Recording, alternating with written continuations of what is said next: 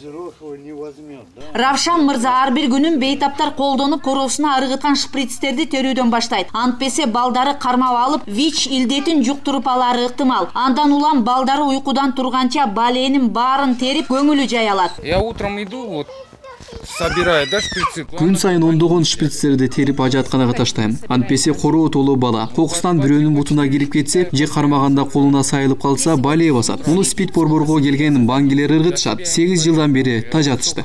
Вот дети, да, Мындай абалга Киров көчөсүндө жашаган 60 түтүн үй бүлө кур бекер кооптонбойт. Анткени ушул жерде жашаган Саша короодо жаткан шприцти алып, капысынан колуна сайып алгандан спид борборго каттоого алынып, дарылоодон өткөн. Нашли шприц и играю с ним. Один раз мы с ней... Шприцти алсам колума сайылды. Мага доктурлар көп укол сайды. Анда бир аз кичине болчумун. Эми билип кармабай калдым. Им нас отвели в спеццентр, кололи уколы. 3 жаштагы уулун доктурлар ВИЧ илдетине шектегенде энесинин дүйнөсү куруганын айтат. За вот этим забором находится метадон. Они вот сюда приходят. Жалгыз уулум кооптуу шприцти колуна сайып алып, ВИЧ спидке шектелгенден нерс болдум. Мына булдубалдын артында спид борборго метадон алган келген бейтаптар кечке кетпей колдонгон шприцтерин 8 жылдан бери биздин короого ыргытып көндү. Алар ийне менен маңзат колдонгон бейтаптар. Шприцтерде ВИЧ илдетинин вирусу болушу мүмкүн да. Возможно, это ВИЧ-инфицированные шприцы. Вот в чем дело, понимаете? Мынтип Ош шаарынын Киров көчөсүндө дагы 100дөн ашуун бала кооптуу абалда. Ал эми баңгилер колдонгон шприцтерди спид борбору тараптан күн сайын короосуна ыргытканын койбойт. 10 жылдан бери какпаган каалга калбаптыр, бирок жыйынтык жок. Зыян ошо балалардан кележагынан кокашты. Күйдүрдү. Метадон ичип сайынып корообузга ыргытат. Тубалдын нары жагы спид борбор. Кайрылбаган жер калбады. Мындай оор илдеттер ооруканасы калаадан сыртта болушу керек.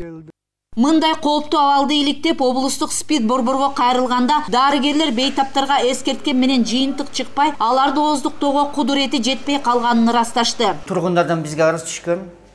Ал эми бул метадондук пункт областтык наркология каршы күрөшүү борборуна караштуу болгон үчүн биз бул катты ал жактын жетекчисине жолдогонбуз.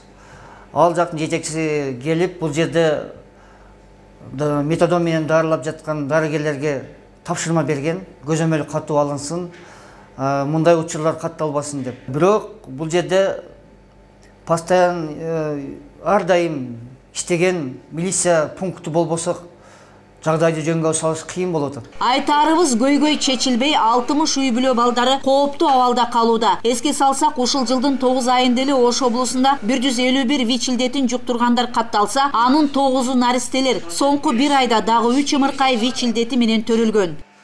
Майрам Мурзакулова, Бейбек Жумабаев, Улар Кайназаров, ЛТР, Ош облусу.